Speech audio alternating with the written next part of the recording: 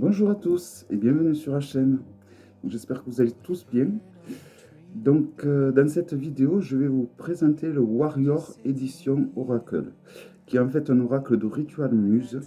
Donc, je vous avais présenté dernièrement le The Full Tarot. Voilà, et donc elle a fait deux oracles exactement. Donc, elle a fait un oracle que j'ai ici à 53 cartes, qui coûte 55 euros. Et alors, c'est des oracles auto-édités comme le tarot.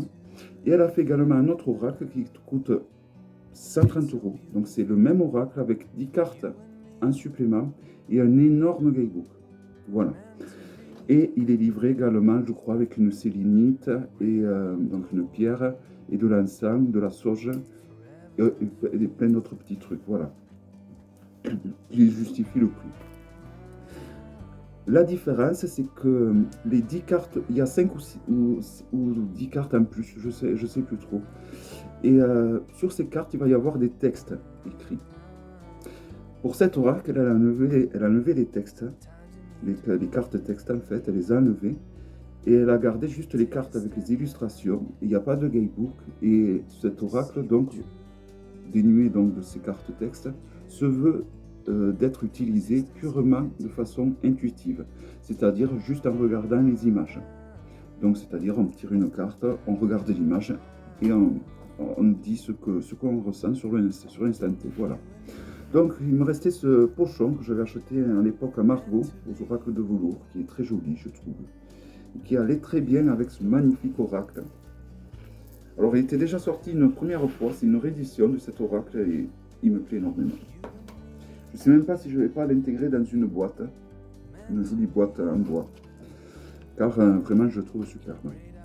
Voici le dos. Donc, c'est des grandes cartes par rapport au tarot. Regardez. Bon, je vais en prendre une. Voilà.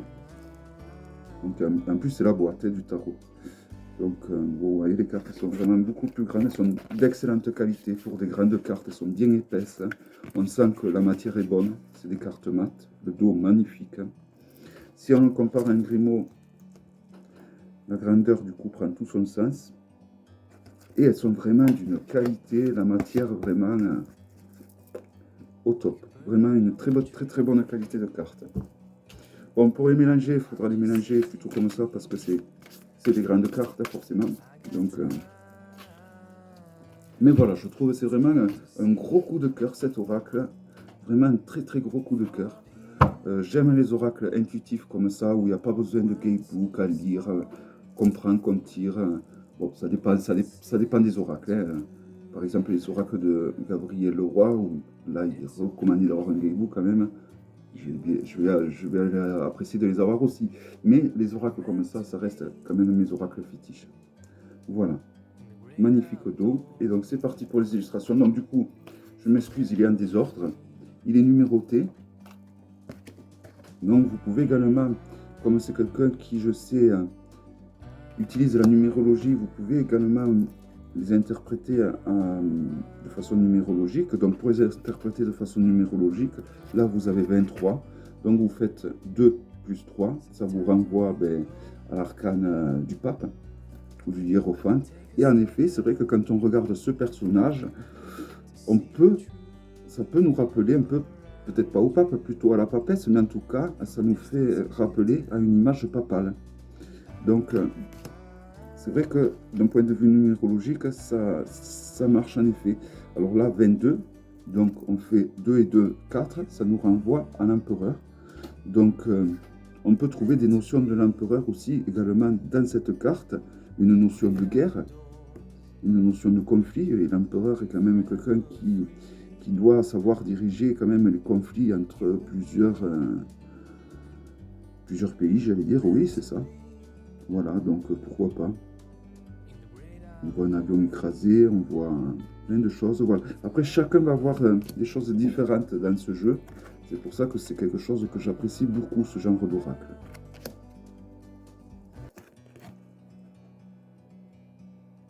Et voilà, et j'accroche tout simplement au dessin. Donc après, ça s'explique pas vraiment. Je regardais ça. Je voyais cette croix qui me paraissait inversée, mais non, c'est que... Voilà, vraiment les cartes sont d'excellente qualité. Au niveau de l'épaisseur, vraiment, il n'y a rien à redire.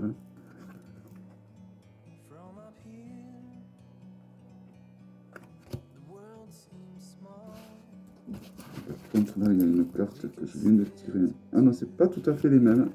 Donc la 21 et la 16, qui se ressemblent, mais qui sont légèrement différentes.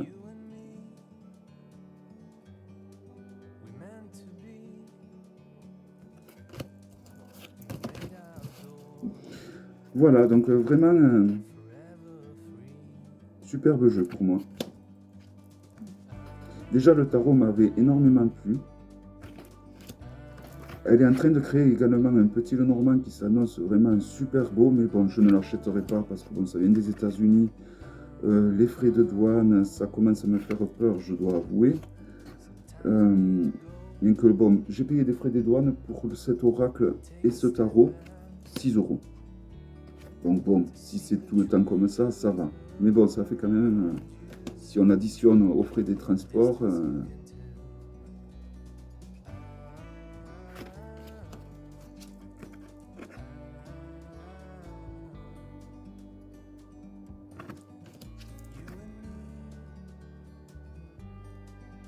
voilà, c'est vraiment un très joli jeu. C'est ce genre de jeu qui fait que je vais être plus vigilant lorsque je vais acheter des jeux, je vais être plus pointilleux. Un peu comme le Bonestone, quoi. Peut-être pas aussi fort, mais voilà.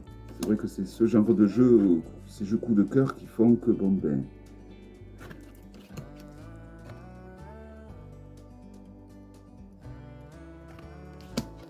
Bon, il y a un oracle, 53 cartes, il y a de quoi faire. Hein.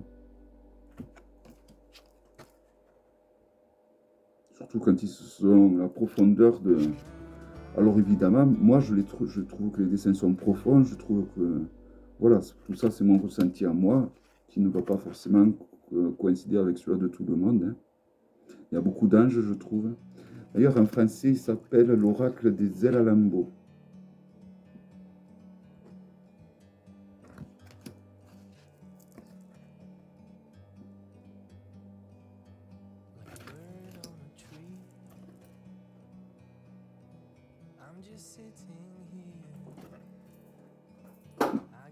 J'éteins le ventilo.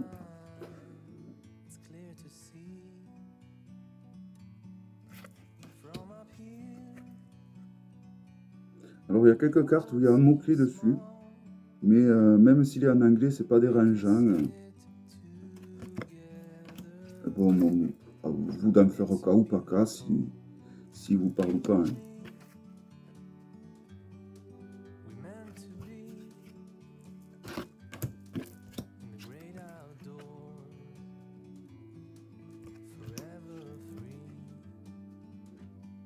Ouais, il a aussi un côté chamanique ce jeu, je trouve. Hein.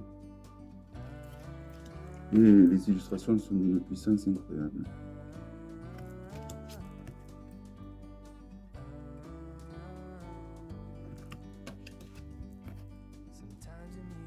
C'est un petit peu le même état d'esprit que les Soul Cards, pour ceux qui connaissent.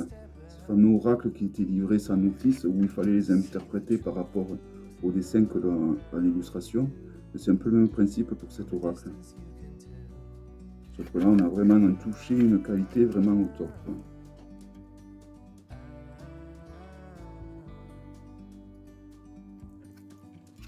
Celle-là, j'adore. Ça me fait penser beaucoup à la Santa Muerte.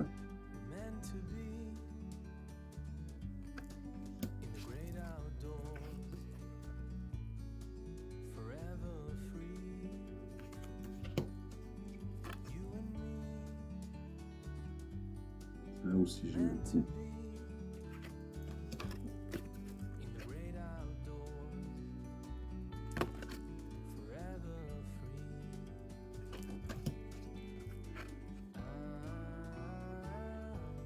Voilà, en tout cas, je trouve qu'il voilà, moi, en tout cas, je ressens une énorme profondeur dans cet oracle.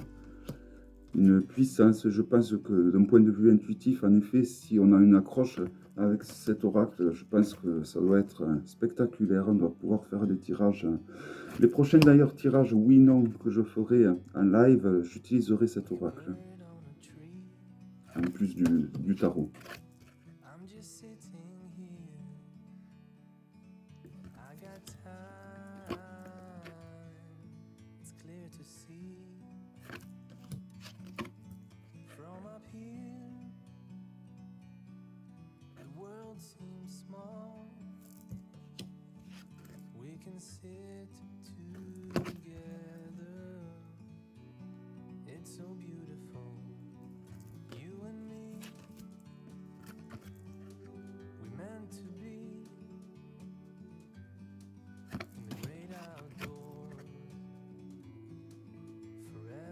Et donc la dernière carte,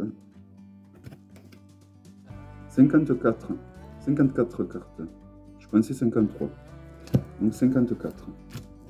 Voilà, donc je trouve qu'il y a de quoi faire avec 54 cartes de cette taille, de cette qualité, vraiment rien à redire. Rien à redire, donc Ritual Muse fait vraiment de jolis jeux, de vraiment très jolis jeux qui ont une âme tous. Voilà. Donc j'espère que cette vidéo vous aura plu à tous. Et moi je vous donne donc rendez-vous pour une prochaine vidéo. Passez tous une excellente journée. Bye bye.